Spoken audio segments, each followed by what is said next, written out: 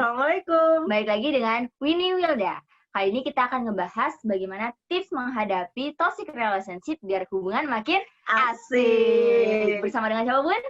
Kali ini kita berkesempatan ngobrol bareng dengan Kak Eduardus, seorang psikolog muda ya, psikolog milenial banget kayak gitu. Nah, di sini kita akan berbagi sedikit pengalaman tentang bagaimana sih gambaran tentang toxic itu, kemudian bagaimana kasus-kasus di lapangan, fenomena-fenomena yang muncul, tips and triknya juga ya, Tacan ya. Betul banget. Oke, kita panggil Kak Edu.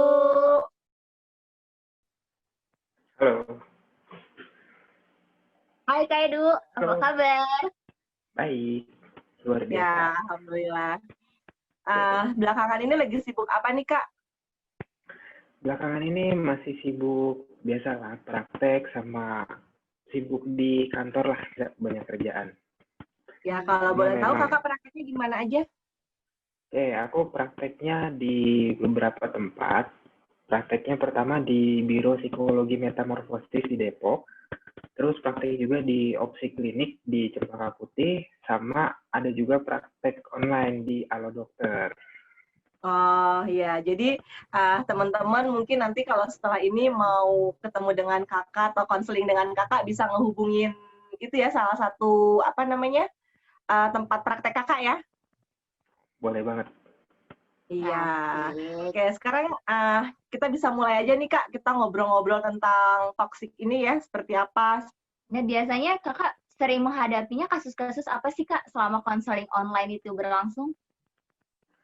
Kalau konseling online selama ini banyak ya kasusnya, mulai dari kasus yang berkaitan sama masalah-masalah kehidupan sehari, masalah terkaitan dengan relationship, dengan masalah keluarga, itu banyak banget. Tapi kalau yang berkaitan dengan toxic, itu memang bisa dibilang mendominasi kali ya. Cukup banyak orang yang mengeluhkan masalah-masalah dengan toxic ini sendiri. Misalnya, toksik yang berkaitan dengan hubungan dengan pacarnya, bahkan orang yang udah menikah, orang yang udah punya berkeluarga, itu masih merasa kalau hubungannya itu toksik, gitu. Ini sih memang kasus toksik yang cukup banyak aku temuin juga di lapangan. Jadi menarik ya Kak, jadi kalau kita bahas tentang toxic relationship-nya ya dengan Kakak, karena kan Kakak juga udah cukup banyak menangani ya Bu ya, kasus-kasus kayak gitu, konseling terkait kasus tersebut ya Kak ya? Ya, betul. Ada perbedaan nggak sih Kak selama sebelum pandemi sama pas pandemi saat ini? Kalau dibilang ada beda atau enggak, sebenarnya nggak beda-beda jauh, sebenarnya mirip-mirip aja. Cuman memang biasanya yang biasanya nggak toksik itu setelah pandemi mulai berasa nih, kok kayaknya hubungan gue agak toksik nih. Tapi ada juga memang yang sebelum pandemi itu udah toksik, selama pandemi toksiknya juga nggak berkurang. Tapi memang kecenderungannya mungkin bisa dibilang nambah kali ya. Jadi sebelum pandemi ini nggak toksik, tapi setelah pandemi baru kelihatan nih toksiknya kayak gimana. Itu juga banyak terjadi. Oh, ya. Mungkin sebagian dari teman-teman kita yang nonton ini belum paham banget ya Kak ya, toksik itu apa sih gitu. Mungkin Kak Edu bisa kasih gambaran atau pengertian secara singkat aja yang dimaksud dengan toksik itu apa sih? Secara psikologis, aku sendiri belum menemukan banyak jurnal atau penelitian terus tentang toksik gitu. Jadi kalau dibilang toksik itu teorinya apa segala macam, jujur sampai ini aku belum nemu. Tapi kalau kita refer ke kamus lah, ibaratnya ke Inggris, bahasa Indonesia, bahasa Inggris, toksik itu artinya kan sesuatu yang beracun. Biasanya konteksnya toksik ini kan sama kayak kalau kita makan sesuatu ada racunnya, berarti itu toksik. Efeknya bagi tubuh kita. Nah, kalau di hubungan sendiri, di hubungan sosial sendiri atau interaksi sosial, kita bisa artikan kalau toksik ini berarti sesuatu hubungan yang memang memberikan dampak negatif bagi diri kita. Jadi satu hubungan yang memang bisa dibilang hubungannya beracun lah untuk kita. Jadi memberikan sesuatu yang buruk untuk kita. Mungkin kalau didefinisikan toksik bisa seperti itu. Apalagi kalau toxic relationship. Artinya hubungan-hubungan yang memang memberikan dampak buruk, dampak negatif yang yang beracun untuk diri kita sendiri, terutama untuk kesehatan mental kita sendiri gitu. Kalau racun di makanan kan untuk tubuh kita nih, untuk fisik kita. Tapi kalau toxic relationship ya masalahnya racunnya itu nanti masuknya ke mental kita, ke kesehatan mental lah pokoknya. Oke. Nah, itu ada ciri-cirinya nggak sih, Kak? Bisa dikatakan hubungannya itu toksik. Kalau ciri-ciri, ini sebenarnya aku ngutip sedikit dari Psychology Today. Karena kebetulan aku juga sempat baca-baca, ternyata kalau misalnya hubungan toksik itu sebenarnya intinya, hubungan itu baru bisa dibilang toksik kalau memang memberikan pengaruhnya buruk. Maksudnya gini, kalau kita pacaran misalnya, atau kita punya teman, atau kita punya sahabat, normalnya pacaran, orang punya sahabat itu kan untuk untuk berbahagia lah, untuk senang-senang bareng, untuk ibaratnya susah senang sama-sama. Tapi masalahnya suatu hubungan itu bisa menjadi toksik kalau hubungan itu malah berat sebelah. Jadi yang satu merasa ini hubungan bikin stres, ini hubungan bikin depresi, ini hubungan bikin kerjaannya jadi nggak bisa perform dengan baik, ini hubungan bikin orangnya menjadi nangis terus tiap hari atau ngerasa aduh kok gue gini banget ya. Nah barulah itu dibilang toksik. Jadi intinya hubungan-hubungan yang memang membuat kita itu jadi nggak bisa menjadi diri kita sendiri, kita nggak bisa berkembang, dan kita parah-parahnya bisa sampai depresi, bisa sampai muncul gangguan-gangguan kesehatan mental lain cuman gara-gara masalah hubungan. Jadi kalau dibilang ciri-cirinya apa, intinya kalau toxic relationship itu ciri-cirinya adalah ini adalah sebuah hubungan yang merusak, yang membuat diri kita tuh menjadi bukan diri kita lah, menjadi selain, menjadi orang yang mungkin punya jadi stres sendiri, jadi depresi sendiri, dan akhirnya masalahnya ini muncul ke kehidupan kita sehari-hari. Kira-kira gitu kalau kita ngomongin ciri-cirinya. Emang nggak ada ciri yang spesifik, tapi intinya toxic relationship itu udah membuat kita jadi semakin ibaratnya bahasa nggak produktif juga gitu ya, kayak mungkin dalam menghadapi aktivitas sehari-hari kita juga terhambat mungkin gitu ya Kak ya. Betul banget. Jadi bener-bener aduh kayaknya ini mengganggu banget ya kok Kak. gini-gini amat gitu loh, hidup tuh kayaknya nggak makanya ada. Kan kalau di anak muda tuh makanya suka muncul toksik banget gitu ya, istilah-istilah itu kan sering banget tuh sekarang muncul toksik banget sih, ini betul banget gitu. Nah itu biasanya kita jumpai di mana aja tuh Kak? Jumpai di mana aja? Kalau jumpa di mana aja, jawabannya di mana aja gitu. Jadi di mana-mana ada toksik. Di mana-mana tuh bisa muncul. Bahkan nggak cuma dari pasangan, di lingkungan kerja pun ada toksik. Bahkan namanya keluarga pun sebenarnya ada toksik juga. Ada keluarga yang toksik. Jadi kalau misalnya ditanya, toksik ini bisa ketemu di mana aja, ya jawabannya dimanapun sebenarnya bisa ketemu. Selama itu memang suatu hubungan atau suatu hal yang memang membuat kita menjadi merasa tidak nyaman, tertekan atau stres, ya itu bisa dibilang sebagai suatu hal yang toksik, entah itu di keluarga, pasangan, atau di kantor sekalipun. Ya, oke, baik Kak. Contoh-contohnya nih Kak, kalau misalnya toxic relationship yang udah pernah Kakak tangani selama ini tuh apa aja sih Kak? Oke. Yang bisa Kakak share nih ke kita nih. Mungkin ada yang udah sering konseling sama Kakak. Ada beberapa sebenarnya, cuman memang kebanyakan memang berkaitan dengan masalah pacaran. Ada yang memang toksiknya ini jadi anggaplah ada seorang wanita lah. Orang wanita punya pacar, punya cowok. Nah, masalahnya si cowok ini ada cowok yang mungkin punya masalah juga di rumah. Artinya cowoknya ini juga kurang perhatian dari keluarganya. Cowoknya ini juga mungkin ngerasa stres juga, tertekan juga. Sampai akhirnya si cowok ini memanfaatkan situasinya dia. Sehingga ceweknya ini akhirnya jadi jadi ngerasa aduh kasihan banget ya pacar gue, kasihan banget ya dia. Akhirnya apa? Akhirnya si cewek ini nggak tega. Jadi dia pacaran dasarnya bukan rasa cinta, bukan rasa sayang, tapi karena nggak tega. Nggak tega karena cowoknya seperti itu. Padahal sebenarnya kalau ditanya, si ceweknya ini sebenarnya dibilang cinta atau enggak, sebenarnya udah enggak, karena dia sebenarnya udah nggak nyaman. Dia udah nggak nyaman, dia udah ngerasa, aduh cowok kayaknya bikin gua stres, bikin gua nilainya jelek, bikin performance gua di kuliah nggak bisa maksimal. Iya, Tapi si negatifnya banyak ceweknya, lah ya. negatifnya banyak, tapi si ceweknya nggak bisa ninggalin. Kenapa? Ternyata si ceweknya nggak mau ninggalin bukan karena cinta atau sayang, tapi ternyata karena takut nanti cowoknya kenapa-napa.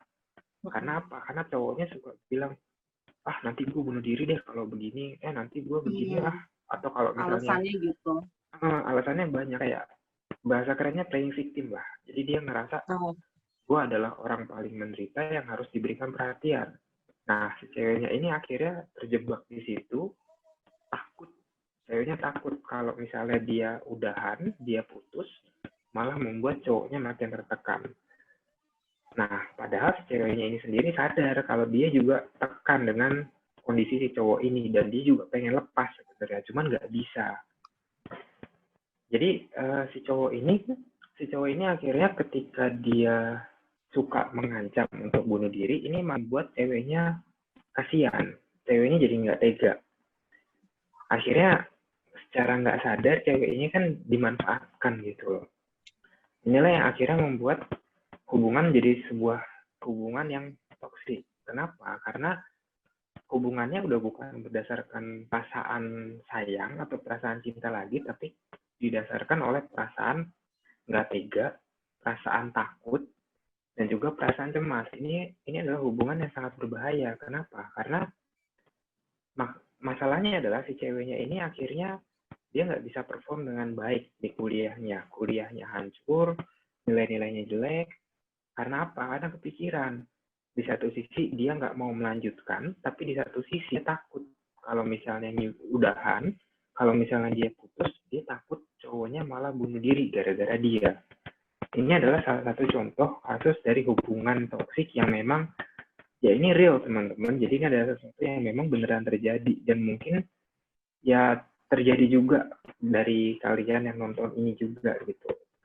Iya. Itu sih, ini salah satu kasus yang cukup banyak terjadi di hubungan, terutama yang masih pacaran. Ya, masih yang pacaran ya, kayak gitu ya Kak ya. Berarti anak-anak muda banget nih Kak. Muda banget. Nah terus kalau untuk yang mungkin yang udah menikah, pernah nggak ngadepin kasus-kasusnya Kak? Kalau yang udah menikah ternyata ada juga loh. Jadi nggak cuman, kalau kita sekarang mikir kalau misalnya hubungan toksik itu cuman terjadi di orang yang pacaran.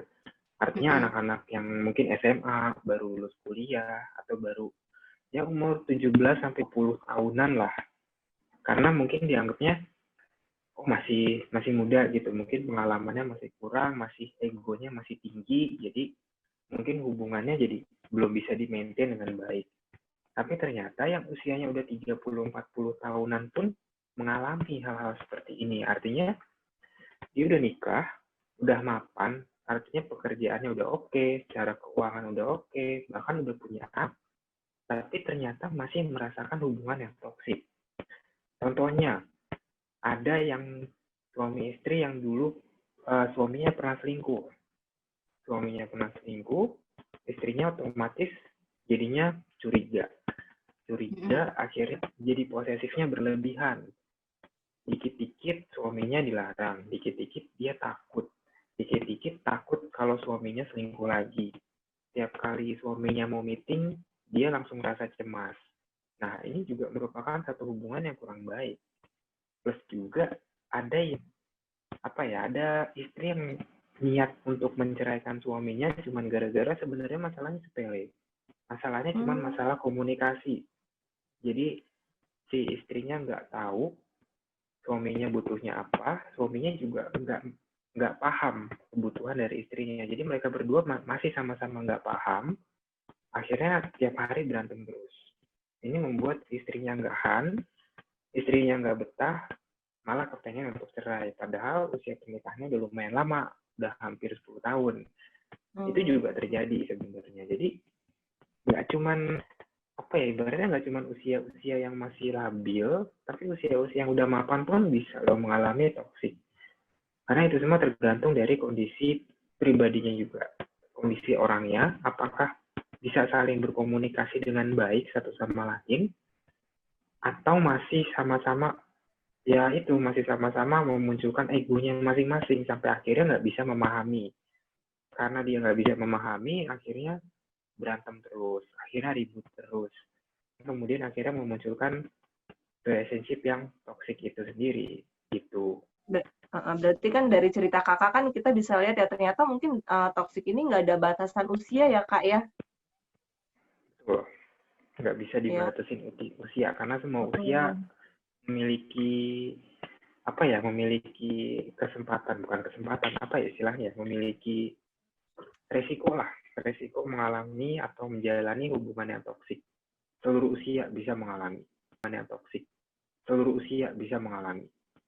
Kira-kira ada nggak sih Kak, bisa di-share dampak-dampak atau akibat dari hubungan toksik itu apa aja sih? Oke, kalau dampaknya banyak banget. Kayak tadi yang sudah aku ceritain di pertama tuh yang masalah kuliah. Gara-gara hubungan yang toksik, yang kurang baik, akhirnya kuliahnya terbengkalai. Nilainya hancur, nilainya jelek, harulang banyak mata kuliah. Akhirnya lulusnya lebih lama. Otomatis kalau lulusnya lebih lama kan berarti dia ngejar karirnya juga lebih lama. Itu salah satu efek di bidang akademisnya. Tapi ada juga yang memang efeknya sampai ke kesehatan mental. Bisa muncul depresi, bisa muncul masalah gangguan mental yang lain. Bahkan di beberapa kasus ada yang sampai menyakiti diri sendiri. Ada yang mungkin sampai melukai diri sendiri, entah mukul, entah kalau kita sering dengar, ada yang suka kayak melukainya pakai silet, kayak gitu itu Iya, bisa benar. terjadi, ya kan? Kita kan sering dengar tuh ada suka diri sendiri, suka mukul diri sendiri. Nah, itu juga salah satu efek sebenarnya yang bisa muncul kalau kita nggak bisa lepas dari hubungan yang toksik ini sendiri gitu. Selain itu, tadi kan kita ngomongin dampak gitu ya. Tadi kan juga ternyata saya tambahin sedikit, bukan tambahin Kak, diulang sedikit tentang berhubungan dengan kesehatan mental Kak ya. Nah, tadi ternyata mungkin juga bisa salah satu dampaknya bisa stres juga kali ya Kak ya. Betul banget. Stres itu dampak paling umum yang bisa muncul pada orang-orang kalau misalnya yang nggak cuma toksik sih sebenarnya. Dalam beberapa hal stres itu respon yang umum kan memang, tapi kebanyakan memang sebelum sampai ke tahap depresi, sampai ke tahap-tahap yang lebih parah, biasanya memang diawali sama munculnya stres dulu nih, gitu. Ada lagi Tacan yang mau ditanya? Kita sebenarnya nih Kak, kita bagi-bagi pertanyaan. Nggak bagi sih, kayak open question untuk para teman-teman kita nih Kak, tentang toxic ya Bun ya, toxic relationship-nya ini bisa dibantu Bun? Iya, ternyata udah lumayan banyak yang masuk gitu ya nge-DM.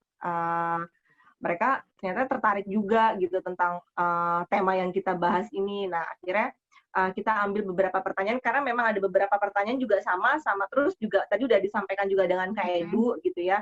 Nah, kita di sini akhirnya ada 3 pertanyaan sih Kak.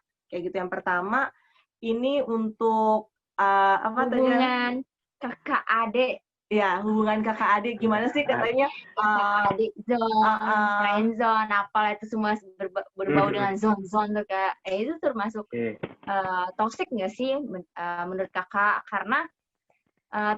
Karena salah satu dari mereka ini ngerasa kayak dirinya tuh dimanfaatin banget. Kayak istilahnya jadi tukang ojeknya. Kayak gitu loh Kak. Kasian kalau jadi tukang ojek. Iya. Ini, sebenarnya kita balik lagi ke definisi awal. Suatu hubungan bisa dibilang toksik kalau hubungan itu memberikan dampak yang buruk. Tapi kalau misalnya hubungan itu dampak buruknya itu terhadap fisik sama mental ya Kak? Ya, dampak buruknya terhadap fisik sama mental. Dan kedua peran itu ya? Dua orang lah minimal misalnya gitu ya Kak ya. Jadi kalau misalnya kita punya hubungan, mau itu kakak adik, mau itu friendzone, mau itu cuman yang sekarang mungkin lagi populer yang FWB-an, friends with benefit, yang kayak gitu-gitu. Selama itu memberikan dampak yang positif, itu nggak bisa kita bilang sebagai toksik. Tapi kalau efeknya sampai buat kita ngerasa stres, ngerasa kita tertekan, kayak tadi yang kalian bilang ada yang sampai cuma dimanfaatin sebagai tukang ojek. Nah ini kan baru bisa mengarah ke toksik nih. Karena apa? Karena dia ngerasa, ini gue apaan sih deket sama dia cuma jadi tukang ojek doang. Itu kan artinya dimanfaatin tenaganya ya, kayak misalnya kita udah ngerasa nggak nyaman, itu bisa cenderung ke arah toxic relationship berarti. Iya, kalau udah mulai ngerasa nggak nyaman. Betul, udah ngerasa nggak nyaman, udah ngerasa ini kayaknya sesuatu yang salah, ini sesuatu yang nggak bener. Nah itu hati-hati, itu udah rambu-rambu kalau ini udah masuk ke relationship yang toksik. Karena itu baiknya kayak gimana, Kak? Oke, baiknya kalau memang sudah merasa sangat tidak nyaman, baiknya memang diputuskan. Diputuskan dalam arti dipastiin dulu. Tadi kan ngomongnya hubungannya abang adik nih, kakak adik, atau hubungannya friendzone. Dipastiin dulu deh, ini hubungannya sebenarnya kemana sih? Mau cuman teman aja, mau cuman sekedar ngobrol aja, jadi teman curhat, kayak lagu ya, Kak? Aja. Kak, ya, kayak betul. Lagu ya, Kak? Mau dibawa kemana? Dibawa kemana? Kita harus tahu dulu, ini hubungannya mau diakhirin. Mau dibawa ke jenjang yang serius, atau cuman emang dari awal niatnya cuman temenan. Kita harus tahu itu dulu. Karena kita nggak bisa nyalahin orang lain dong, kalau memang ternyata, misalnya saya pacaran sama cewek nih. Dari awal emang ceweknya nggak ada niat untuk pacaran. Gitu. Tapi kitanya sendiri itu malah menganggap ini sebagai hubungan yang spesial. Nah, ini kan berarti ada miskomunikasi nih. Kita harus tahu dulu. Dia nganggap kita apa, kita nganggap dia apa, gitu. Aku tahu sih. Berarti kita harus tahu dulu ekspektasi kita sama ekspektasinya dia terhadap hubungan ini ya? Betul.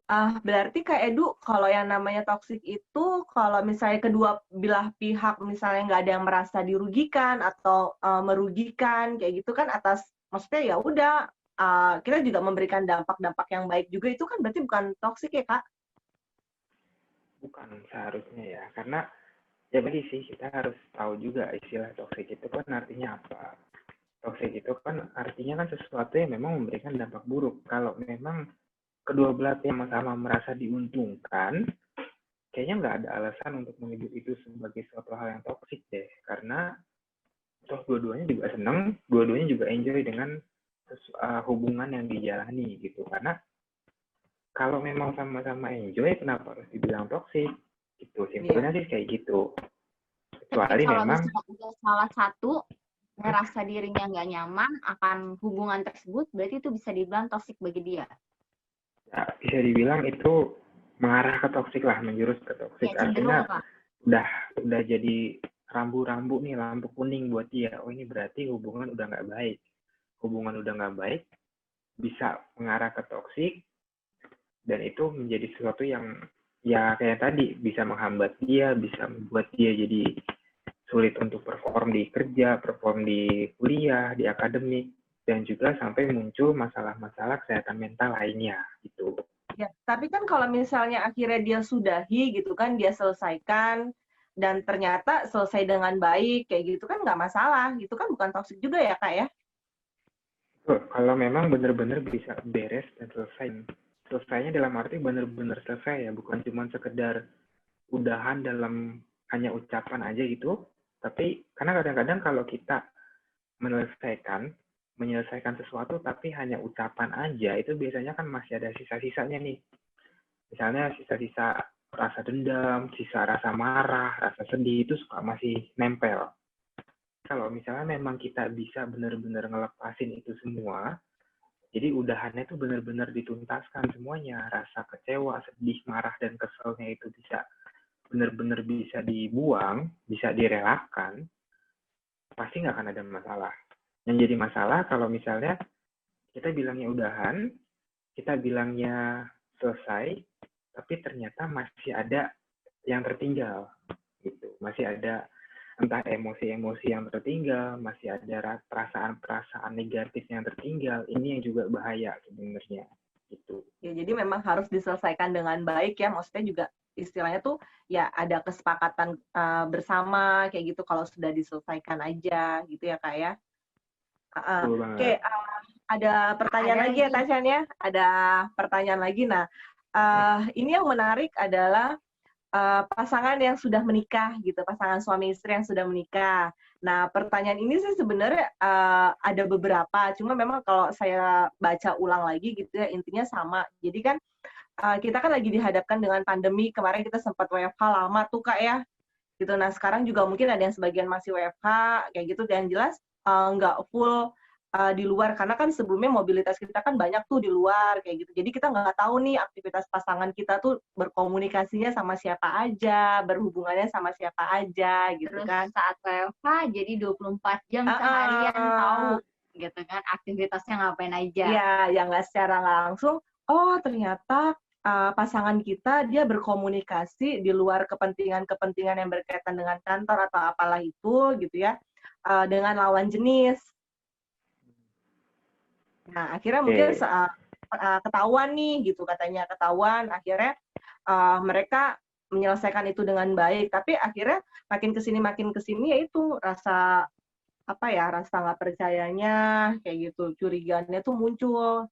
Posesifnya ya. Posesif itu muncul. Tadi sih seperti yang Kak Edu yang bilang tadi itu contoh kasusnya. Nah, itu juga bisa dikatakan toksik juga ya. Tapi kalau misalnya pasangan yang nggak marah atau biasa aja itu gimana, Kak? Oke. Pertanyaannya satu, pasangannya nggak marah ini karena memang dia menerima, atau dia nggak mau ambil pusing, atau dia nggak marah karena memendam. Kalau Ya, memang katanya, dia nggak marah, ya sudahlah gitu kan. Tadi sempat digali juga katanya, ya udahlah gitu. Karena kalau mungkin memang, malas ribut-ribut atau apa kali, Kak. nah kalau memang ya sudahlah,nya ini adalah ya sudahlah,nya menerima dengan ikhlas, menerima dengan lapang dada, ya sebenarnya nggak masalah. Selama memang benar-benar bisa menerima dengan ikhlas. Kecuali kalau dia ngomong ya sudahlah,nya itu terpaksa, ibaratnya terpaksa itu hanya kayak tadi yang kau ini bilang, apakah memang dia bilang ya sudahlah ini karena udahlah daripada gua ribut, daripada berantem, mending diemin aja. Nah, ini yang harus diperhatikan. Karena ini bisa jadi semacam apa ya, semacam trigger. Kita terlalu sering ya sudahlah, tapi ya sudahlah,nya itu ya sudahlah supaya nggak berani, supaya nggak ribut. Ini pelan-pelan malah bisa jadi bom waktu. Nanti di suatu saat, entah kapan, bisa muncul dalam bentuk masalah tertentu, bahkan nanti masalah kecil aja bisa jadi sesuatu yang benar-benar bikin masalah besar. Nah, makanya kita perlu tahu, kalau kita ngomong ya sudahlah itu apakah kita benar-benar ya sudahlah, pasrah karena memang kita sudah memahami kondisi, atau hanya karena nggak mau ribut. Kalau memang hanya karena nggak mau ribut, berarti ini harus diperbaiki. Jangan sampai kita bilang ya sudahlah cuman gara-gara nggak mau ribut. Ini adalah semacam apa ya, cara untuk nggak sadar itu malah memendam emosi, memendam pikiran, memendam beban-beban atau tekanan, yang akhirnya ya tadi kayak aku bilang bisa menjadi bom waktu. Kalau udah jadi bom waktu, pas udah meledak, ini bahaya. Makanya kalau misalnya kita ngomongin masalah WFH ini, intinya satu sebenarnya, komunikasi. Kalau memang suami istri ini komunikasinya baik, pasti nggak akan terjadi tuh kaget, oh ternyata suami saya banyak kontekan sama cewek ya, atau misalnya, oh ternyata istri saya punya temen cowok banyak banget di kantornya. Kalau memang dari awal komunikasinya berjalan dengan baik, pasti hal seperti ini nggak akan terjadi. Artinya masing-masing udah tahu, oh iya memang pasangan saya seperti ini, pasangan saya seperti itu, punya temen lawan jenisnya banyak, punya relasi lawan jenisnya banyak, ya udah. Karena dari awal udah tahu. Masalahnya kan gara WFH ini yang sebelumnya nggak tahu, jadi akhirnya tahu. Iya. Ini harus diomongin baik-baik sebenarnya. Karena intinya solusi terbaik adalah komunikasi. Gimana kita bisa saling komunikasi dengan pasangan, ini kok begini, ini kok begitu. Jadi kita harus benar-benar ajak pasangan untuk komunikasi, untuk ngobrol bareng. Kalau misalnya kayak gini, misalnya pasangan yang kayak bilang aku nggak suka misalnya kamu punya temen lawan jenis yang banyak.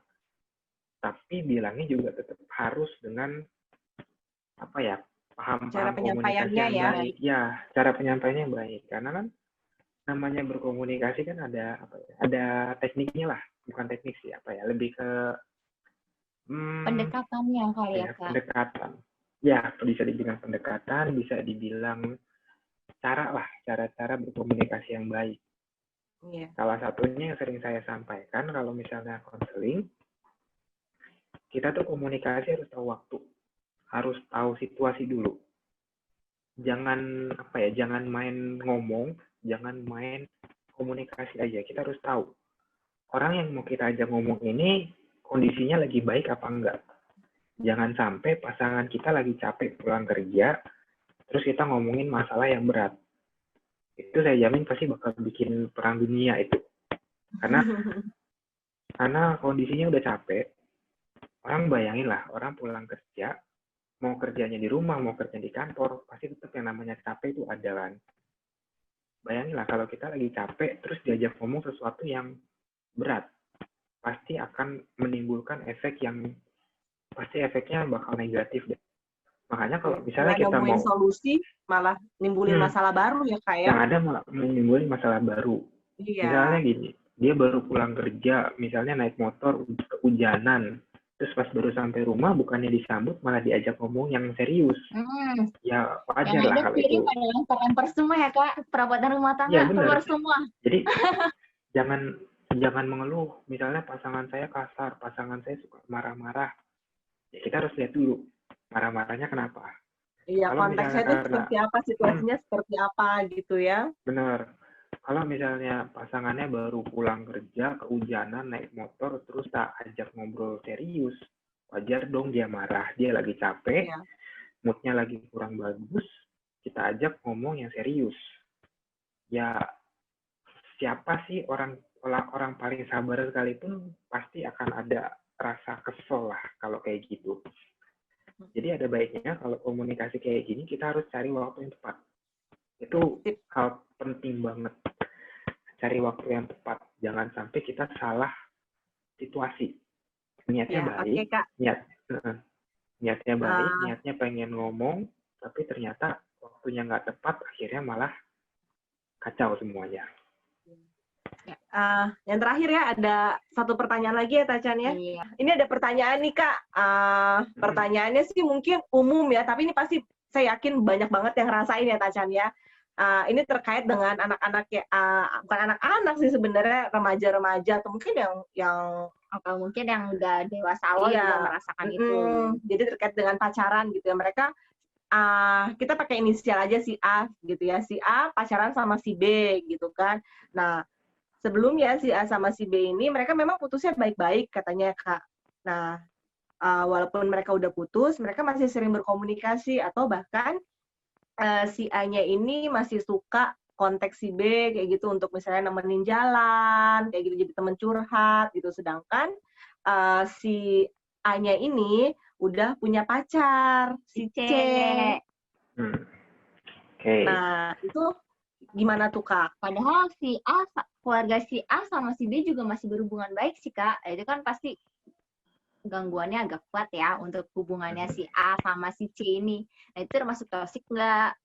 Terus cara ngatasinnya buat hubungan mereka supaya lebih langgeng lagi atau supaya lebih positif lagi. Itu kayak gimana? Nah, kita harus tahu dulu nih, si A ini fokus utamanya ke si C apa enggak? Kalau misalnya si A ini fokus utamanya enggak ke si C, artinya lebih fokus ke si B daripada C. Ya artinya ini hubungan yang enggak baik, artinya dia mengarah ke toksik juga. Tapi kalau misalnya ternyata si A ini memang fokus utamanya ke C, sedangkan ke si B ini cuma sekedar nolongin aja dan tidak membuat si C jadi ceru, Nah, ini sebenarnya nggak bisa dibilang hubungan yang toksik, kecuali si C ini udah cemburu banget, tapi si A nggak mau ngedengerin dan masih tetap komunikasi sama si B. Nah, ini baru bisa dibilang toksik lagi. Karena apa? Karena si C udah merasa nggak nyaman nih. Si C nggak nyaman kalau si A ini ketemuan sama si B. Tapi si A-nya nggak mau dengerin, malah si A-nya sering banget ketemuan sama si B. Nah, ini bisa dianggap sebagai suatu hal toksik juga untuk si C. Karena si C ini bisa nganggap kalau si A ini nggak mau ngedengerin dia atau nggak mau memahami dia sebagai pasangan dia saat ini. Nah, ngatasinnya gimana? Ngatasinnya paling mudah, baik lagi. Seperti yang tadi kita ngomongin masalah suami sama istri. Harus ada komunikasi yang baik. Artinya, si C benar-benar harus bisa mengungkapkan kalau maunya dia tuh kayak gimana. Kalau misalnya si C ini nggak suka, si A deket sama si B, bilang. Jadi si C harus bilang ke si A kalau misalnya dia nggak suka kalau si A ini deket sama si B. Jadi harus sama-sama saling memahami, sama-sama saling mengerti. Si C ini juga harus memberikan kesempatan kepada si A untuk apa ya, ibaratnya kayak memberitahukan kenapa sih masih suka ketemu, masih suka komunikasi sama si B. Apa alasannya? Tapi di satu sisi, si A ini juga harus menghargai si C, karena si C adalah pasangan dia saat ini. Faktanya adalah, ya kalau memang itu adalah pasangan dia saat ini, yang fokusnya harusnya ke si C loh. Kalau misalnya si A ini masih jalan sama si B, masih sering kontekan sama si B, sampai akhirnya si C-nya ini nggak merasa diperhatikan, ya berarti ini adalah hubungan yang toksik, bener. Tapi kalau misalnya memang antara A sama C ini bisa komunikasi dengan baik, tanpa harus benar-benar bertengkar, tanpa harus benar-benar ribut, ya ini nggak bisa dibilang toksik. Intinya tetap komunikasi. Gimana caranya supaya si A sama si C ini bisa saling komunikasi satu sama lain. Supaya apa? Supaya fokus mereka adalah kehubungan mereka berdua. Karena intinya, namanya pacaran, namanya menjalin hubungan, ya fokusnya harus pasangannya dulu. Pasangannya adalah fokus utama, baru kemudian yang lain ibaratnya nomor dua kan lah. Siapa sih yang nggak mau kalau pasangan itu di nomor dua kan? Pasti namanya pasangan itu kan nomor satu. Nah, si A sama C juga harus begitu. Meskipun memang si A ini dekat banget sama B, sebenarnya nggak masalah si A ini dekat sama B. Yang penting si A ini benar-benar bisa fokus utamanya adalah si C, karena si C ini adalah pasangannya dia. Intinya gitu sebenarnya. Ya, berarti kan sebenarnya dari bahasan tentang toksik ini kan berarti kita harus paham ya. Jadi kita nggak bisa asal sembarang ngomong toksik ini kayak gini. Ternyata kita harus tahu ya yang dibilang toksik itu sebenarnya seperti apa gitu ya, kayak gambarannya itu seperti apa. Berarti kan suatu hubungan yang memiliki dampak buruk ya, atau dampak nggak bagus lah kepada fisik kita sama mental kita. Baik secara psikis kita, baik secara mental, bener ya. Atau bahkan mungkin tadi Kak Edu bilang sampai mengarah bisa jadi ke gangguan mentalnya seseorang, kayak gitu ya Kak ya? Betul banget. Ya, terus kalau misal memang lagi menjalin hubungan sama orang, itu emang paling penting adalah komunikasi ya Kak? Yep. Komunikasi is the best lah pokoknya.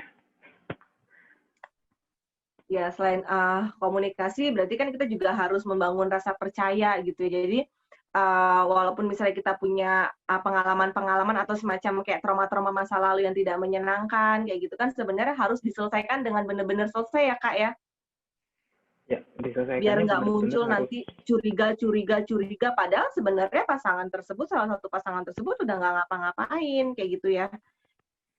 Ya, jadi memang kadang-kadang memang persepsi kita terhadap pasangan juga dipengaruhi oleh masa lalu sih. Jadi mungkin dulunya kita pernah trauma, entah pasangan kita KDRT misalnya.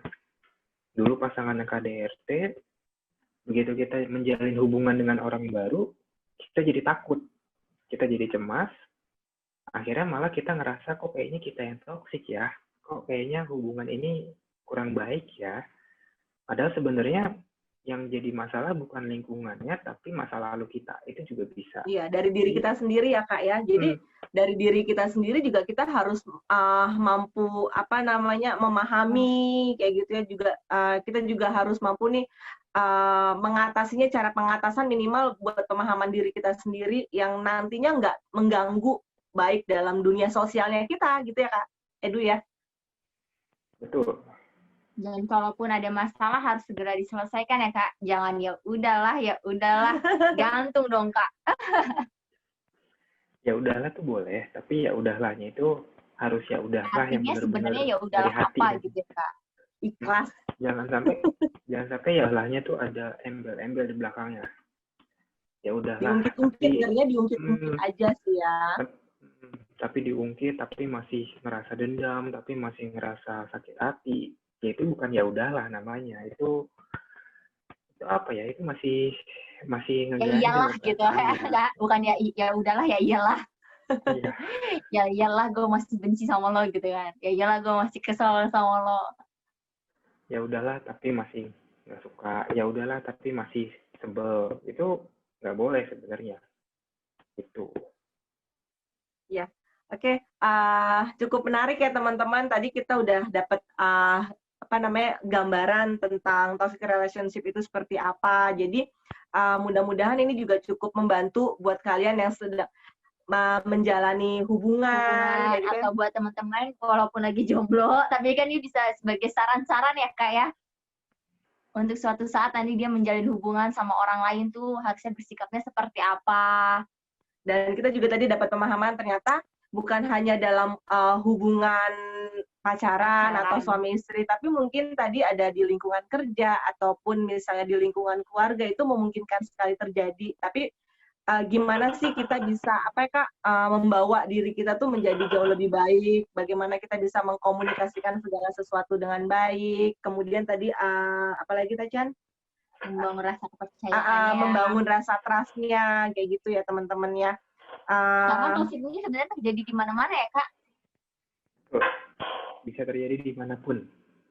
Dimanapun ya. Dan berada. Tadi pada usia berapapun ya Kak ya?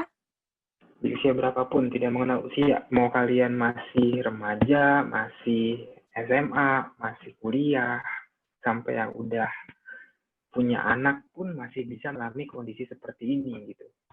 Tapi kita bagaimana nanti cara menghadapinya aja ya Kak ya, supaya hubungannya itu yang tadinya toksik malah jadi nanti malah penawar, malah jadi obat bagi keluarganya. Iya, buat sekitarnya. Vitamin. Buat sekitarnya kayak gitu.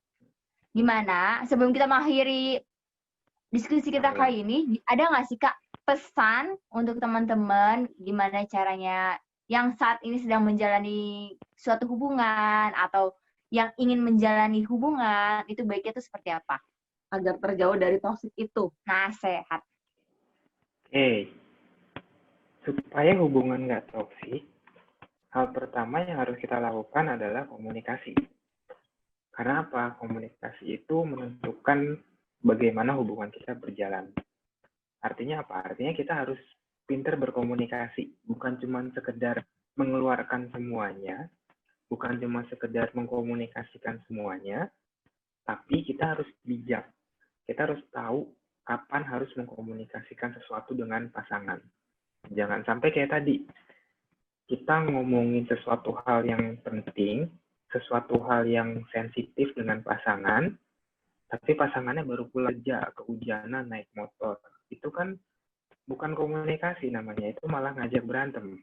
Gitu. Jadi jangan sampai kita salah situasi dalam mengkomunikasikan sesuatu. Intinya itu, kita harus komunikasi, tapi bukan asal komunikasi. Kita harus komunikasi dengan baik, cari waktu yang tepat, kalau bisa bikin waktu yang baik. Artinya gini, kalau misalnya kita ngerasa butuh ngobrol nih sama pasangan, kita bikinlah suasana yang baik. Kita harus bikin misalnya cari waktunya, misalnya makan bareng, atau mungkin ajak rekreasi dulu, ajak ngapain dulu, ajak makan bersama, atau kayak gimana. Baru kita bisa komunikasi. Kalau memang kita butuh banget untuk komunikasi. Gitu. Itu ternyata komunikasi itu sesuatu yang penting. Tadi ya udah kita bahas sebelumnya tadi ya Kak ya ternyata. Oke, baik. Terima kasih ya saya ucapkan kepada Kak Edu yang bersedia main ke YouTube channelnya Winnie Wilda kayak gitu. Semoga ini juga bisa bermanfaat buat kita semuanya. Agar kita juga terhindar yang namanya dengan istilah toxic itu sendiri. Jadi terima kasih buat Kak Edu, terima kasih banyak udah meluangkan waktunya. Sampai kita ketemu lagi ya Kak. Siapa tahu nanti kita ada diskusi-diskusi yang lain. Kayak banyak hal menarik tuh. Tadi saya juga tertarik tentang yang suka menyakiti dirinya sendiri. Itu kan lagi apa namanya istilah psikologinya self injury ya? Self injury, self harm. Iya, self harm kayak gitu ya. Nah, oke, baik. Terima kasih Kak Edu. Sampai ketemu nanti di kesempatan ngobrol-ngobrol kita. Mungkin nanti kalau ada beberapa masih ada pertanyaan, nanti saya akan sampaikan langsung ke Kak Edu aja ya. Jadi saya bisa sampaikan juga ke penanyanya kayak gitu ya. Sehat selalu ya Kak. Boleh. Sama-sama. Sukses terus ya, Winnie and Wilda. Ya, oke. Terima kasih. Dadah Kak.